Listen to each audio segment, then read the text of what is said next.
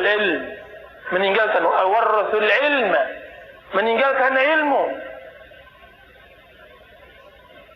Nabi meninggalkan ilmu.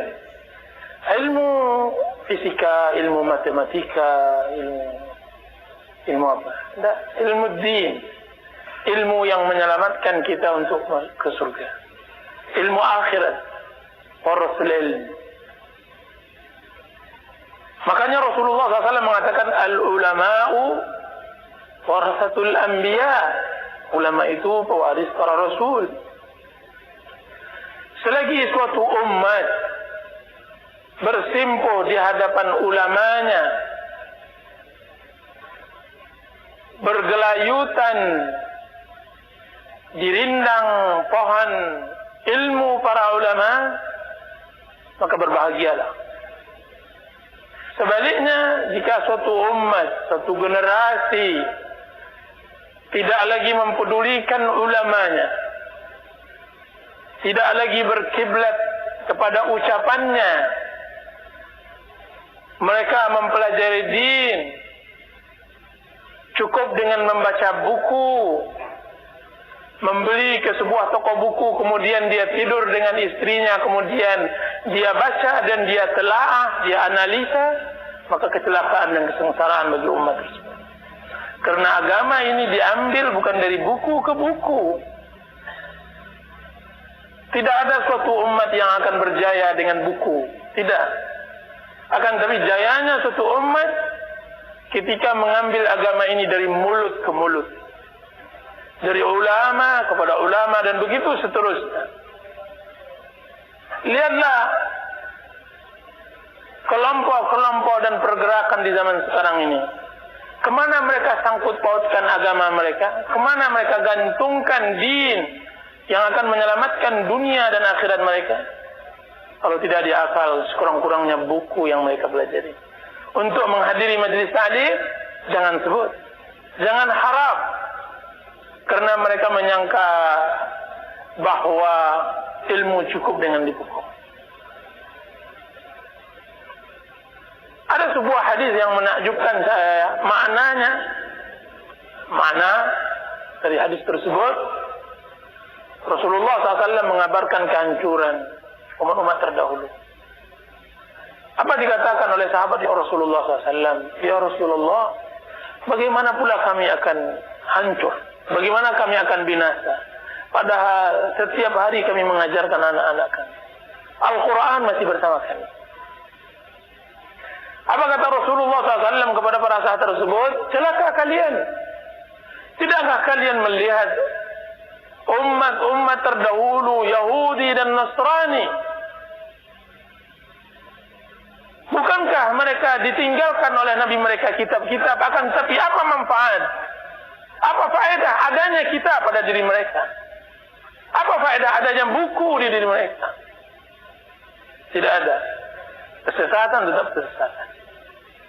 Nah, hadis ini menunjukkan bahwa mengambil din dari mulut para ulama dia adalah cara yang benar dalam mendalami agama.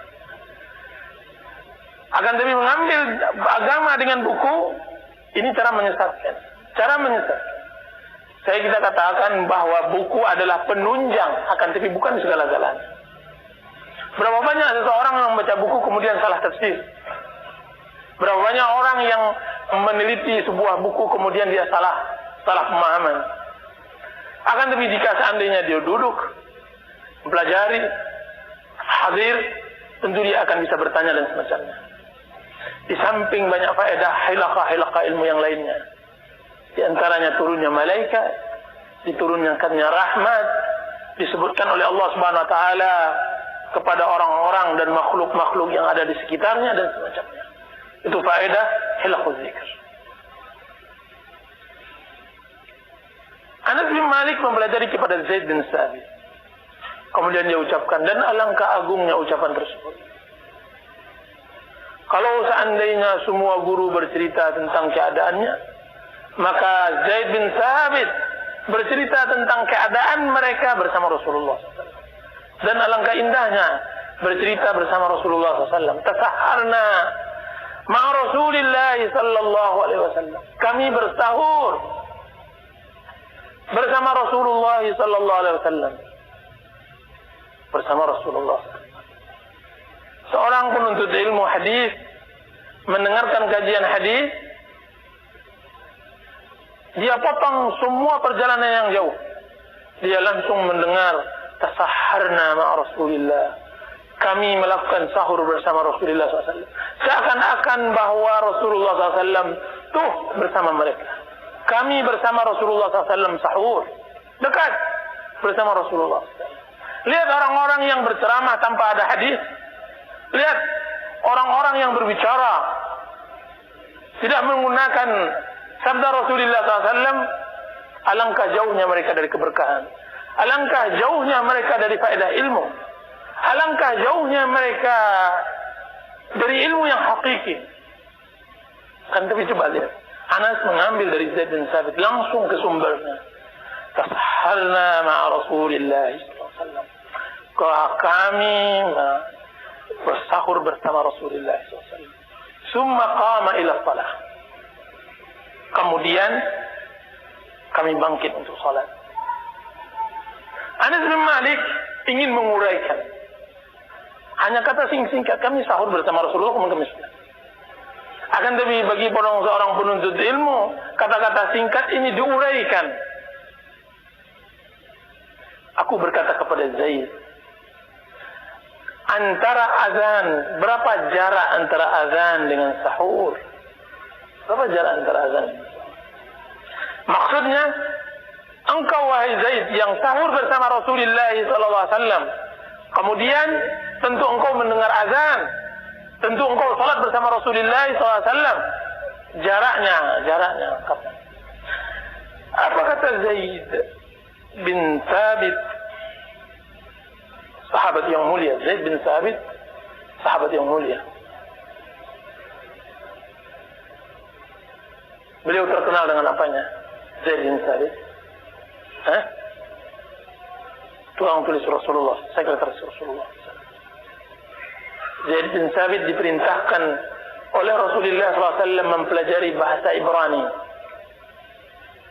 bahasa Yahudi. Maka beliau pelajari selama 18 hari. 18 hari. Sebutkan kepada saya siapa orang yang bisa mempelajari suatu bahasa, suatu bangsa dalam belasan hari. Zaid bin Thabit mempelajari 18 hari. Allahu Akbar. Luar biasa. Himmah, keinginan untuk mempelajari din. Disuruh oleh Rasulullah SAW. Zaid bin Thabit, beliau adalah salah seorang sahabat yang menulis wahyu. Zaid bin Thabit, beliau adalah orang yang selalu bersama Rasulullah SAW. Semua orang-orang yang menulis wahyu bersama Rasulullah SAW adalah orang dekat bersama Rasulullah. Karena wahyu tidak ditentukan waktu diturunkan. Nah, harus ada orang-orang penulis tersebut bersama Rasulullah Sallallahu Alaihi Wasallam sehingga mereka menuliskan wahyu. Pekerjaan yang terberat yang dilakukan oleh Zaid bin Thabit, sehingga beliau mengatakan, demi Allah, jika seandainya Utsman bin Affan memerintahkan saya untuk memindahkan gunung, niscaya lebih mudah bagi saya daripada mengerjakan pekerjaan itu. Itu yang dilakukan pada zaman Abu Bakar, yang di bawah kepemimpinan Zaid bin Thabit, mengumpulkan Al-Quran, jamak mushaf, mengumpulkan Quran dalam satu mushaf. Dan itu diperbaharui lagi pada zaman Utsman bin Affan, di bawah kepemimpinan Zaid bin Thabit juga. Sehingga waktu Zaid bin Thabit habis untuk mengabdi menulis tentang masalah proyek yang sangat besar, mengumpulkan Quran dalam satu mushaf. Sehingga beliau mengatakan, kalau seandainya Utsman bin Affan memerintahkan saya untuk memindahkan gunung, lebih ringan daripada saya mengumpulkan mushaf. Itulah dia Zaid bin Thabit radhiyallahu anhu. Tasahharna ma'a Rasulillah sallallahu alaihi wasallam. Kata-kata yang sangat sopan bersama Rasulullah SAW. Dia tidak mengatakan kami bersahur. Kan tapi beliau mengatakan kami bersahur bersama Rasulullah SAW. Ini adab. Dan ini harus dipelajari bahasa yang seperti ini dalam beradab. Orang yang kecil harus dia ucap begitu daripada orang besar. Seseorang yang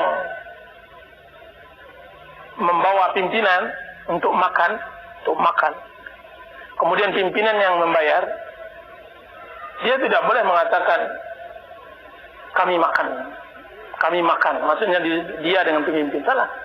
Yang seharusnya diucapkan kami makan bersama pemimpin, bersama fulan. Karena Zaid bin Thabit kecil, Rasulullah SAW besar. Dan berapa banyak kata-kata seperti ini salah diucapkan oleh kebanyakan orang untuk membanggakan dirinya. Untuk membanggakan diri. Kata-kata yang menutupi kebesaran orang dan mengangkat dirinya. Dia mengatakan, alhamdulillah saya berangkat ke Jakarta. Saya yang mengadakan itu. Padahal dia adalah anggota dari anggota.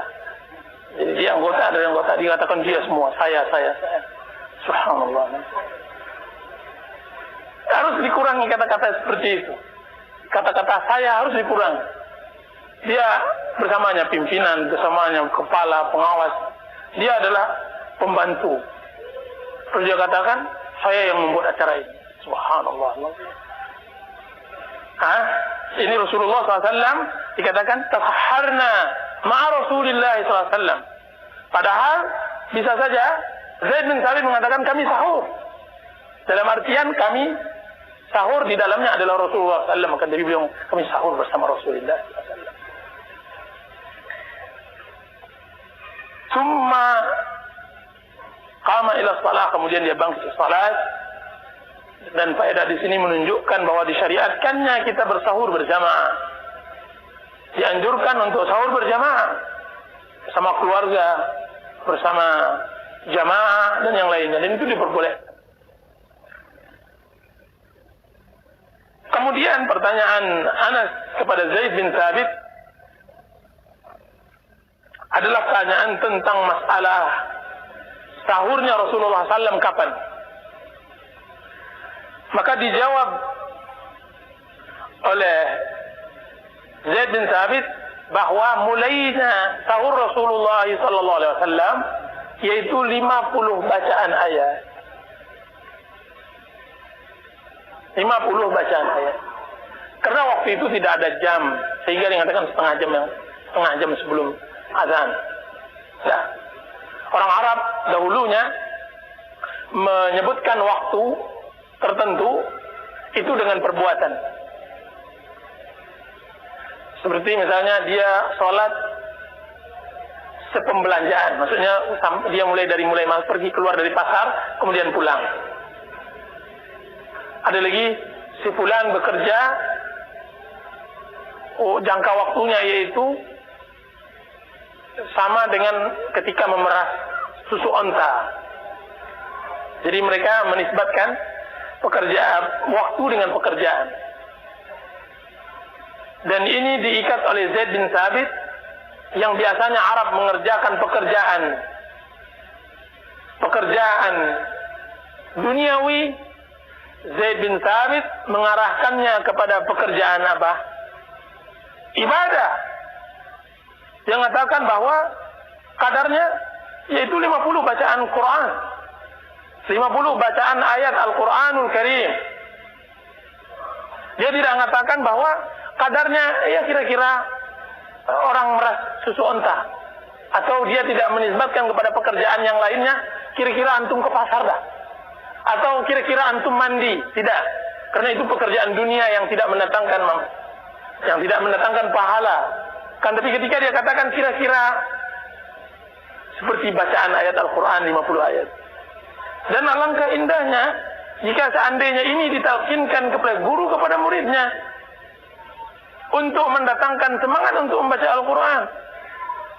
Kalau seandainya ditalkinkan, ya kira-kira berdagang setengah jam lah, yang gitu. Jadi yang kebayang bukan bacaan Quran, bukan baca buku, bukan membaca Quran dan semacamnya, kan, tapi yang kebayang oh ya dagang. Jadi Zaid bin Thabit ingin mentalkinkan kepada Anas bin Malik di dalam pengajarannya, yaitu tentang bacaan Al-Quran Karim. 50 ayat, 50 ayat. Disebutkan oleh para ulama bahwa 50 ayat tersebut tidak panjang dan tidak terlalu pendek. Seperti bacaan surat Luqman atau surat Rum dan yang lainnya. Tidak seperti panjang bacaan surah Al-Baqarah atau tidak sependek bacaan Juz Amma, akan tetapi semacam Luqman, Rum, Ankabut dan yang lainnya di pertengahan-pertengahan Al-Quran. Dan ini menunjukkan bahwa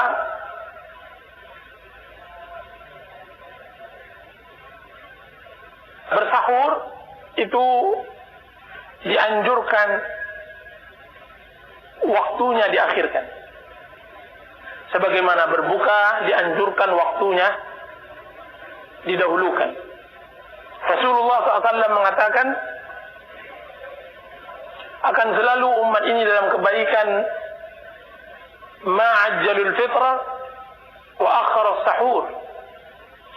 Umat ini akan selalu dalam keadaan baik selagi mereka mendahulukan berbuka dan mengakhirkan sahur. Dan alhamdulillah inilah satu-satunya sunnah yang lamban